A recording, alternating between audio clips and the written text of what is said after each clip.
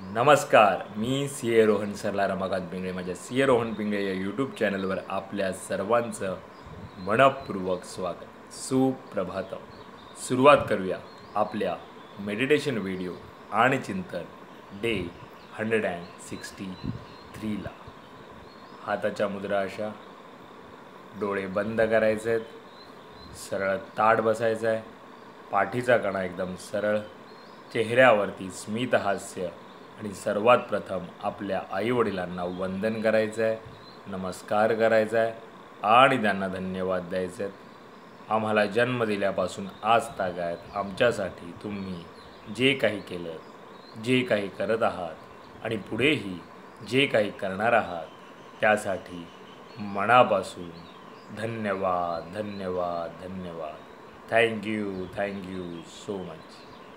आता आपल्या गुरूंना गुरुबंधूंना वंदन करायचं आहे, नमस्कार करायचा आहे आणि त्यांना धन्यवाद द्यायचे आहेत. आम्हाला आजपर्यंत तुम्ही जे काही शिकवलं, जे काही शिकवत आहात आणि पुढेही जे काही शिकवणार आहात त्यासाठी मनापासून धन्यवाद धन्यवाद धन्यवाद. Thank you so much. धरणी माता, आकाश, अग्नी, वारा, पाणी आणि निसर्गातील प्रत्येक गोष्टीला मनापासून धन्यवाद धन्यवाद धन्यवाद.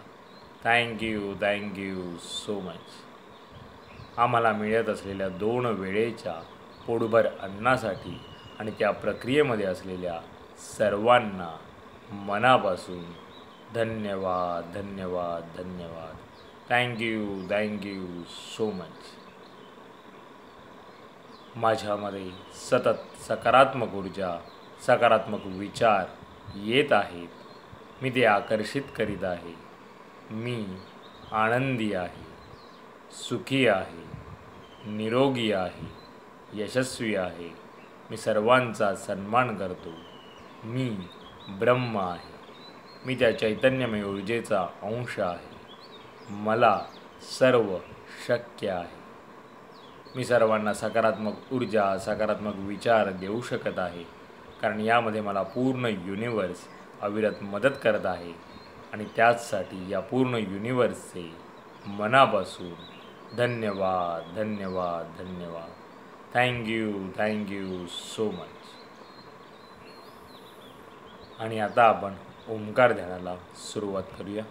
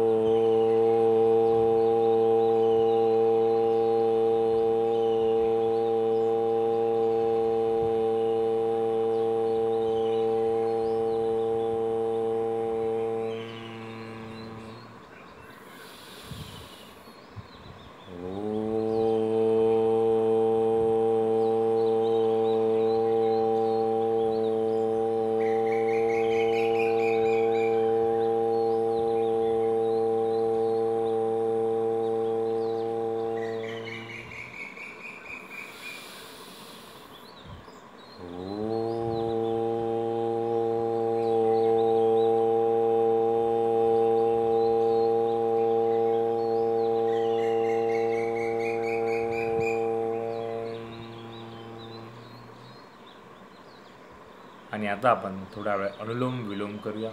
एका नाकपुडीने श्वास सावकाश आत घ्यायचा आहे आणि दुसऱ्या नाकपुडीने श्वास सावकाश बाहेर सोडायचा आहे आणि तिथूनच पुन्हा एकदा श्वास आत घेऊन दुसऱ्या नाकपुडीने श्वास सावकाश सोडवायचा आहे. सुरुवात करूया. अनुलोम विलोम.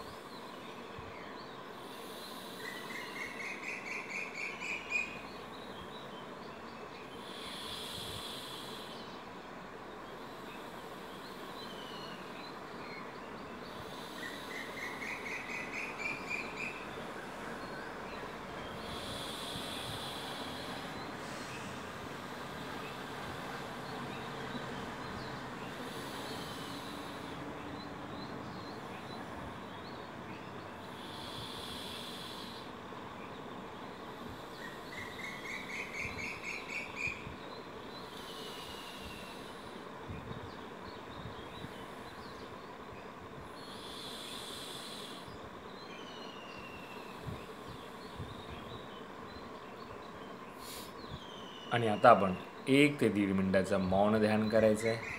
चेहऱ्यावरती स्मित हास्य आणि जे काही विचार येत असेल त्यांना येऊ द्या, त्यांना अडवण्याचा प्रयत्न करू नका. सुरुवात करूया 1 ते 1.5 मिनिटाचं मौन ध्यान. श्वासावर लक्ष केंद्रित करा.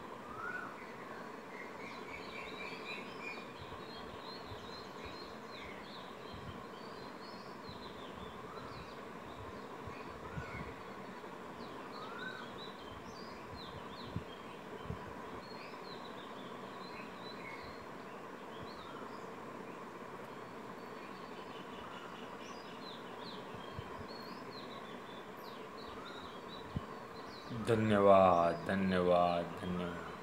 Thank you so much. आणि आता आपण हनुमान स्तोत्र म्हणूया. श्री मारुती स्तोत्र. भीमरूपी महारुद्रा वज्र हनुमान मारुती वनारी अंजनी सुदा रामदूदा प्रभंजना महाबळी प्राणदाता सखा उठवी बळे सौख्यकारी दुःखहारी दूत वैष्णव गायका दीनानाथा हरिरूपा सुंदरा जगंदांतरा पाताल देवता हंता भव्य सिंदूरलेपना लोकनाथा जगन्नाथा प्राणनाथा पुरातना पुण्यवंता पुण्यशीला पावना परितोषका ध्वजांगे उचली बाहो आवेशे लोटला पुढे काळाग्नी काळ रुद्राग्नी देखता कापती बहे ब्रह्मांडी मायलिने नो आवळे दंतपंगती नेत्रांगणी चालिल्या ज्वाळा भ्रुकडी ताठिल्या बळे पुच्छते मुडेले माता किरटी कुंडले परी सुवर्णकडी कासोटी घंटा किंकिन नागरा ठगारे पर्वतायसा नेटका सडपादळू चपळांग पाहता मोठे महाविद्यल्य देवरी कोटीच्या कोटी उड्डाणे झेपावे उत्तरेकडे मंद्रांद्री सारिका तरुण क्रोधे उत्पाटीला बळे आणीला मागुदिनीला आला गेला मनोगती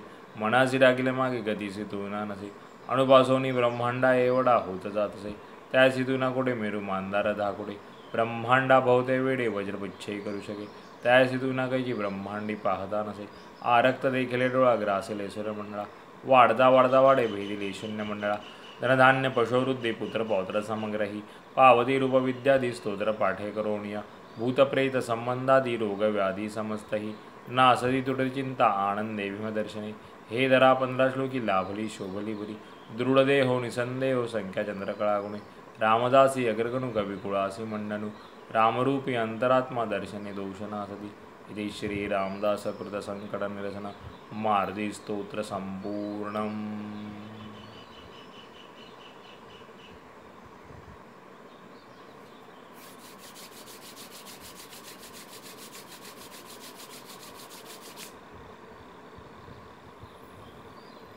सावकाश डोळे उघडायचे.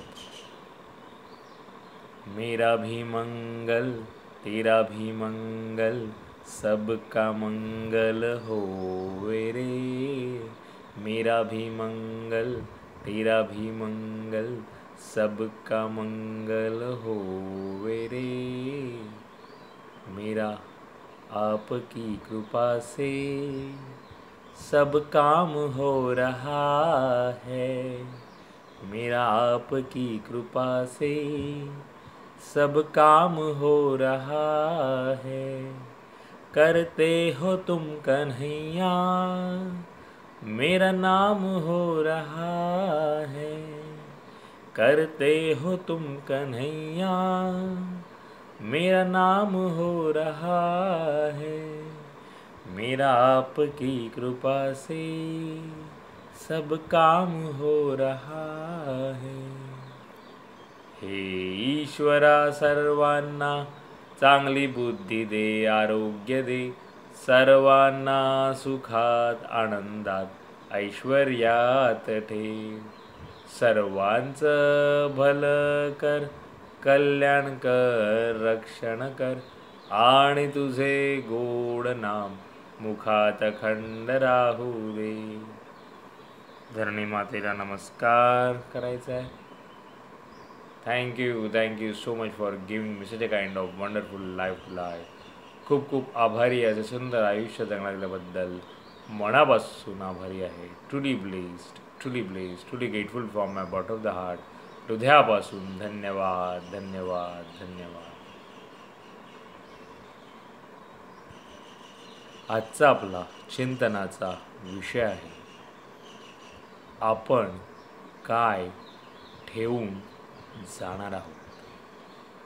यस, कधी याच्यावर आपण विचार केला आहे का?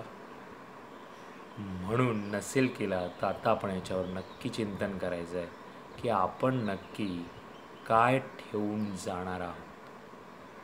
आपण वाचलं असेल, ऐकलं असेल की आपला जन्म होतो तेव्हा आपण काही घेऊन येत नाही आणि आपला जेव्हा मृत्यू होतो तेव्हाही आपण काही घेऊन जात नाही. हे सर्वांना माहिती आहे. पण आपण ह्या भौतिक जगतात जगताना कसं जगतो यावर आपण कधी विचार केला आहे का? आपण सतत काही ना काहीतरी गोष्टीसाठी ती मिळवण्यासाठी आपण मागे धावत राहतो. एक तर ती स्वतःसाठी किंवा आपली कौटुंबिक गरज भागवण्यासाठी आपण सतत मागे धावत असतो. आणि आपल्याला काय हवं आहे, किती गरजेचं आहे याकडे आपण दुर्लक्ष करत राहतो. ते तसं झालं नाही पाहिजे. आपल्याला जेवढं हवं आहे, तुम्ही जर पाहिलं असेल तर करोनाच्या 2 वर्षाच्या लॉकडाऊनमध्ये आपल्याला साधं जगण्यासाठी, एक साधं सोपं सहज आयुष्य जीवन जगण्यासाठी किती कमीत कमी गोष्टी लागतात हे सर्वांनी पाहिलं आहे, सर्वांनी अनुभवलंही असेल. पण पुन्हा एकदा करोनाचा लॉकडाऊन गेल्यानंतर आपण पुन्हा एकदा त्या चक्रव्यूहात अडकलो आहोत. आणि पुन्हा एकदा आपण त्या भौतिक गरजा भागवण्यासाठी, गरजाही म्हणता येणार नाही आहेत, त्या आपल्या खऱ्या लोभ आहेत, मोह आहेत. कारण का गरजा जर म्हटल्या तर ह्या खूप कमी असतात.